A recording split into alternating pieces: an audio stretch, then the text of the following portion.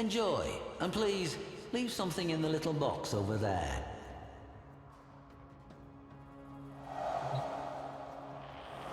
Grendel. Primal. Insatiable. And, as this exhibit will demonstrate, a creature of surprising compassion. After the fall of the Orokin Empire, a surviving Orokin executor, a violet-scented brute named Karish, lorded over Europa's frozen, famine-struck city of Ridda. Safe within his walled manse, the moist and loathsome Karish lived a lavish life, while his frail citizens obeyed every edict in the hope of receiving his pre-masticated table scraps. As the city starved beneath him, Karish commanded yet another feast for himself and his gluttonous sycophants. 12 courses for each of his 12 grafted digestive sacs, and one uninvited guest.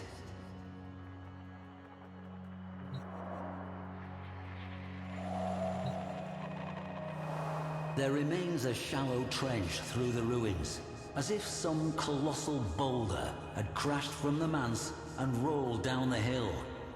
But what if it had rolled up? Imagine, if you will, Karish's Dax on the day, peering out, dumbstruck by what they saw. They readied no blade, sounded no alarm, as the expanding orb of gristle hurled toward them. And then, in a spasm of giblets, Grendel was before them, his cutlery in hand, the masseter.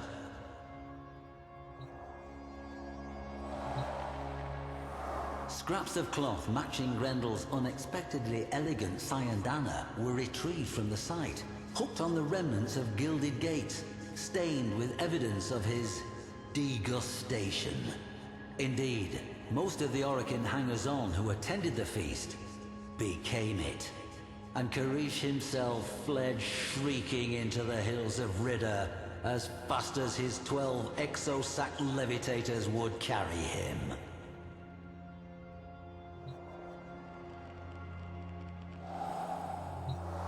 It came as no surprise to me to find this tiny fragment of Gauss just outside the city.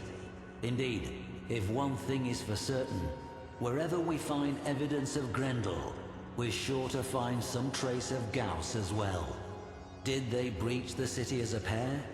Or did Gauss hang back to intercept returning patrols, generously letting his friend Grendel eat his fill at the feast within?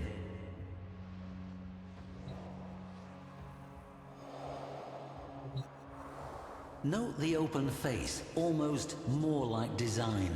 A fitting visage for one of such singular, rapacious predilections. Grendel may hunger, yes, but not with the excesses of gluttony, not when others are in need.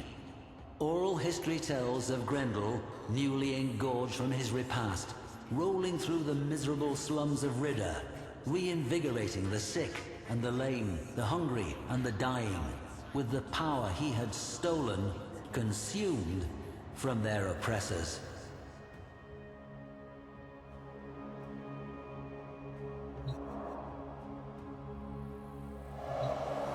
Here we have shattered fragments of the manse wall, and the gate, mangled by Grendel's masseter blade. One can almost see the city's masses, newly rejuvenated by Grendel's healthful blessing, storming the manse. Shattered gates thrown wide, they take back what was theirs, namely, control of their future. See here the scattering of genuine Orokin dinnerware. Worn with time, these must have been used for countless meals, as the people of Ridda bravely weathered the dark times ahead.